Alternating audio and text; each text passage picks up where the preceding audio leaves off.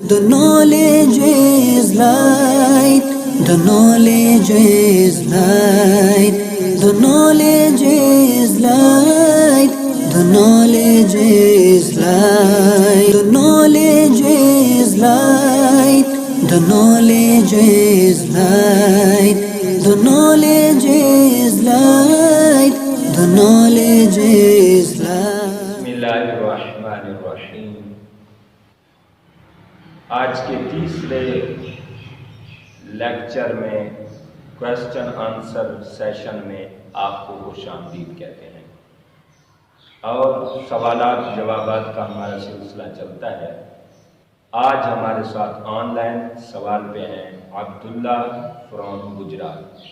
جی آپ سوال فرمائیں۔ السلام علیکم ورحمۃ اللہ وبرکاتہ۔ وعلیکم مفتی صاحب خیریت جناب؟ الحمدللہ۔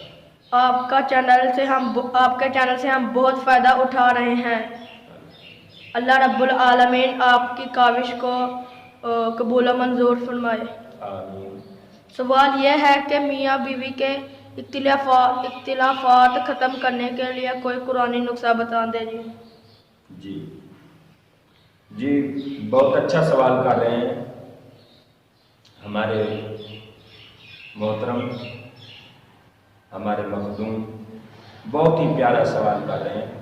موقع کی مناسبت سے حالات کے مطابق آج کل جو اختلافات، لڑائی جھگڑے، فتنے فساد جو ہمارے گھروں میں چل رہے ہیں اور گھر جہنم بنے جا رہے ہیں، تو میں ایک ہی بات کرنا چاہتا ہوں، میاں بیویوں کو ایک ہی بات کرنا چاہتا ہوں۔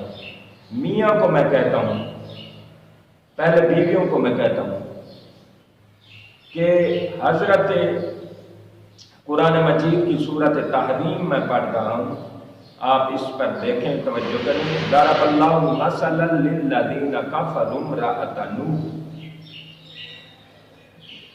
میاں کو میں کہہ رہا ہوں کہ حضرت نوح علیہ السلام اور حضرت لوط علیہ السلام اللہ کے پیغمبر ہیں، اللہ کے نبی ہیں، کتنی شان و عظمت کے مالک ہیں، مگر ان کی جو عورتیں تھیں، جو ان کی ازواج تھیں، وہ کافرہ تھیں، وہ چغلیاں کرتی تھیں، وہ آپ کی بات میں خیانت کرتی تھیں۔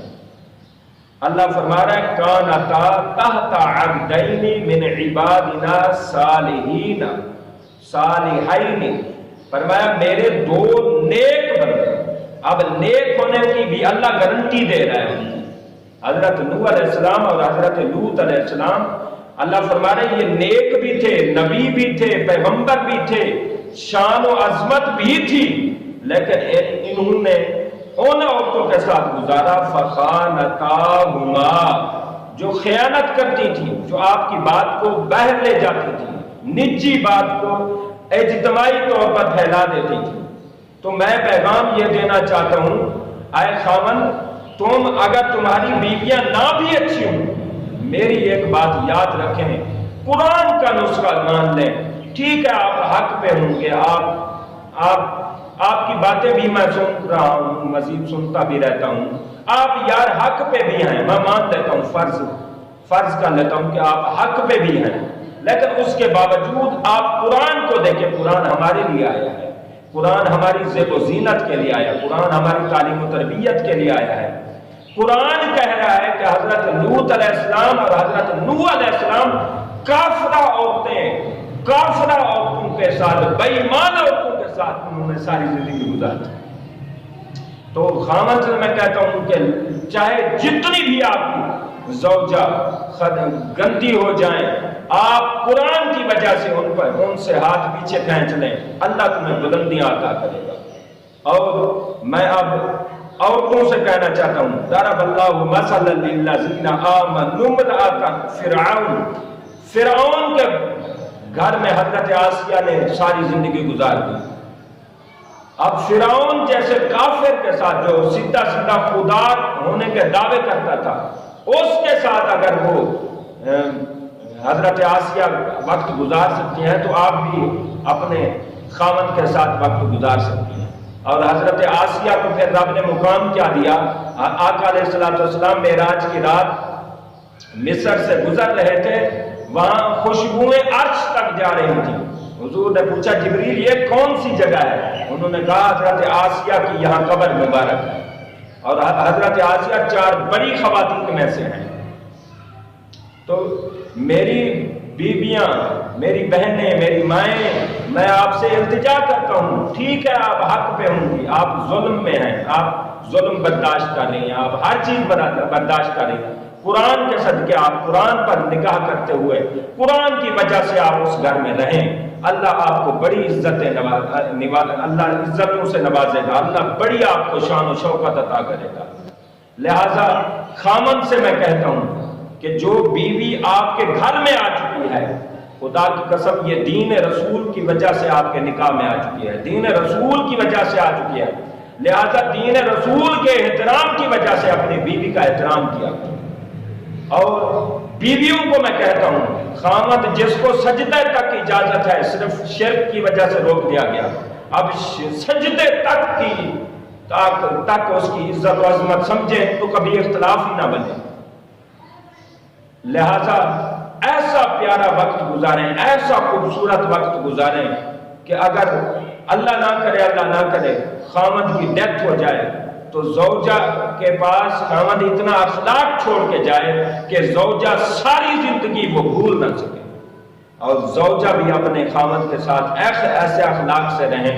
ہم نے بڑے بڑے خامد دیکھے ہیں جن کی زوجہ بڑے حیادار تھیں، باپردہ تھیں، بڑی شرم و حیا کی پیکر تھیں، تو ان کا جب انتقال ہوا ہم نے ان خامدوں کو اتنا روتے دیکھا کہ لاکھ بندے تسلیاں دے رہے تھے مگر ان کا رونا رکتا نہیں تھا۔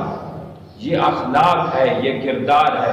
اگر اس طرح آپ ایک دوسرے سے اخلاق سے رہیں یقیناً گھر جنت بن سکتے ہیں۔ میں سریکیے دسنا چاہنا میرا بھینا، میرا ماما، میں تو کو دسنا چاہنا یقیناً اگر حضرت آسیہ فرعون دے گھر وقت گزار سکتے ہیں تو میرا بھینی، میرا دھیری، میرا ماما تو کیا ہے۔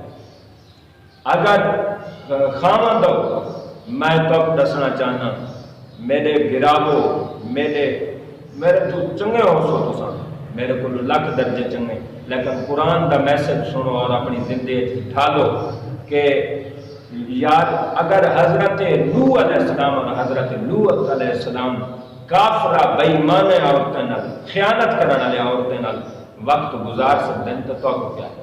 لہذا گھریں کو جہنم نہ بڑھاؤ، صبر کرو، اللہ نے جو تمہارے مقدر لکھے صرف اللہ دے احترام دی وجہ تو اور دین رسول دی وجہ تو ایک دوسرے نال تمہارا تعلق بنے، دین رسول کو ابو رکھ کے ان کا احترام چا کرو تو انشاءاللہ بیڑا پار ہے۔